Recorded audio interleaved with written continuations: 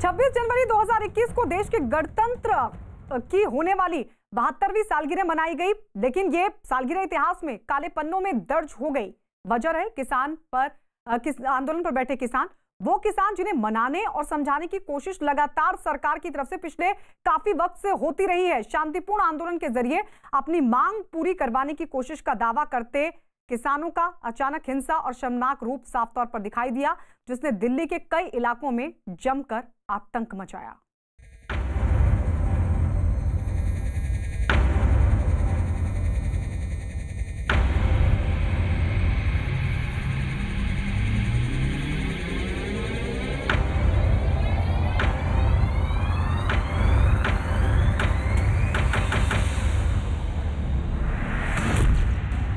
गणतंत्र दिवस पर शर्मसार लोकतंत्र।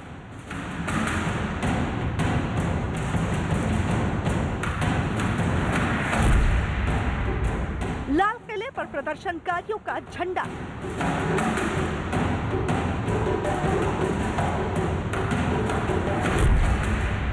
लाल किले पर झंडा क्यों फहराया?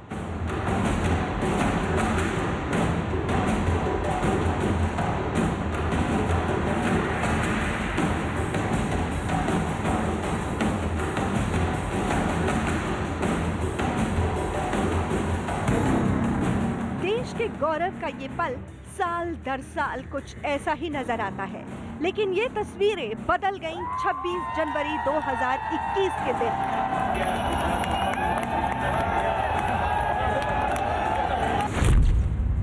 राष्ट्रीय पर्व पर सबसे बड़ी साजिश।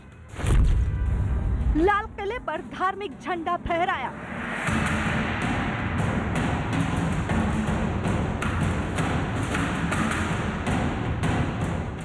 लाल किले की प्राचीर पर फहराते तिरंगे की अस्मिता पर बदनुमा दाग बनकर चस्पा हो गई हैं ये तस्वीरें।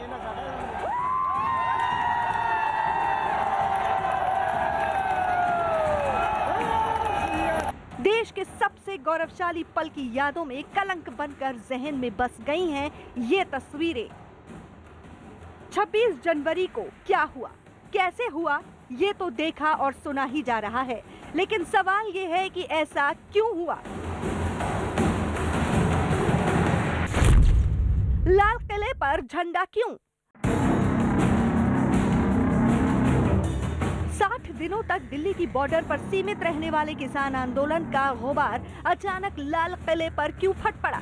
किसान आंदोलन की जद में हाईवे और संसद की बात तो सुनी थी, लेकिन पूरी कहानी में लाल किला कहां से आ गया, ये जानना भी जरूरी है।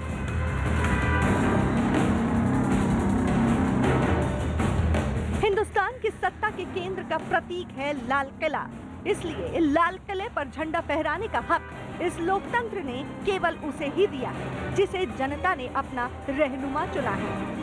लाल किले के प्राचीर पर शान से फहराते तिरंगे की खुशनुमा हवाओं का संकट देश भर में बहता है, और इसी लाल किले में अगर लोकतंत्र की जड़ को हिलाने वाला कोई काम हो तो वो भी देश के कोने कोने में पहुंचता है।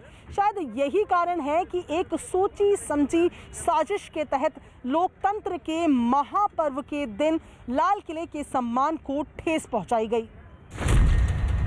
साल 1857 में अंग्रेजों के खिलाफ हुई क्रांति की तैयारी में लाल किले का अहम किरदार रहा। उस वक्त अंग्रेजों के खिलाफ उठी विद्रोह की चिंगारी को आग बनाने में लाल किले की अहम भूमिका रही। मुगल बादशाह बहादुर शाह जफर के नेतृत्व में लाल किला राजनीति का केंद्र बना रहा। हालांकि इस क्रांति के असफल होते ही अंग्रेजों ने आखिरी मुगल बादशाह बहादुर शाह जफर को कैद करके रंगून भेज दिया और लाल किला पूरी तरह से अंग्रेजों के कब्जे में आ गया। लाल किले पर क्यों फहराया जाता है तिरंगा?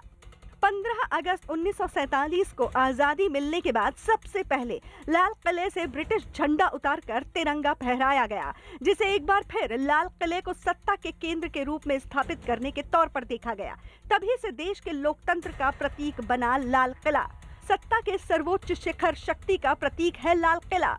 राजनीति में प्रतीकों की बहुत अहमियत होती है। यही वजह है कि लाल किले पर कब्जा करना सत्ता को चुनौती देने का ऐलान करने जैसा माना जाता है। 26 जनवरी के मार्च को लेकर दिल्ली पुलिस और किसानों की करीब 10 दौर की बातचीत हुई। दोनों के बीच सहमति बनी, रूट तय किए गए। किसान नेताओं ने मार्च को तय रूट पर रखने का आश्वासन दिया और तो और दिल्ली पुलिस ने किसानों को तय रूट पर रास्ता देने के लिए बैरिकेडिंग भी हटाई। लेकिन फिर मार्च में शामिल प्रदर्शनकारियों ने दिल्ली पुलिस और सरकार के साथ धोखा किया।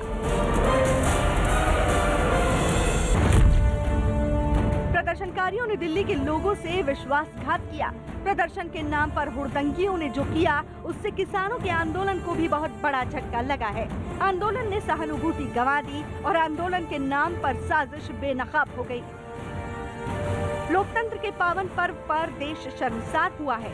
ऐसे में सवाल ये उठता है कि जब ये प्रदर्शन न सरकार के काम का था और न ही किसान के काम का, तो फिर ये हंगामा क्यों किया गया? और उससे भी बड़ा सवाल ये कि ये किसके इशारे पर किया गया?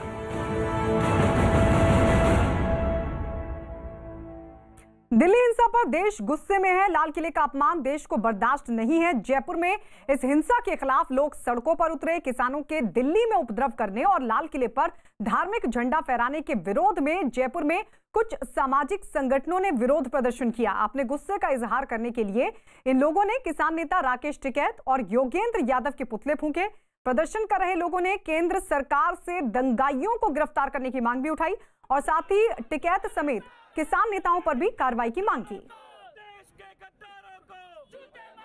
एक गणतंत्र दिवस के दिन दिल्ली के अंदर जो किसानों की आड़ में ये जो गुंडे आए हुए थे, इन्होंने जो अराजकता का माहौल फैलाया और हमारे तिरंगे का अपमान किया, इसके लिए हम इनका आज आंदोलन कर रहे हैं और इनका विरोध कर रहे हैं। 2-3 महीनों से चला आ रहा है, लेकिन कुछ लोग इसमें किसान बनकर, किसानों को बनकर और न जो ये पुलिस वालों के ऊपर लठबाजी की है, पुलिस कर्मचारियों के लगभग जख्मी कर दिए गए।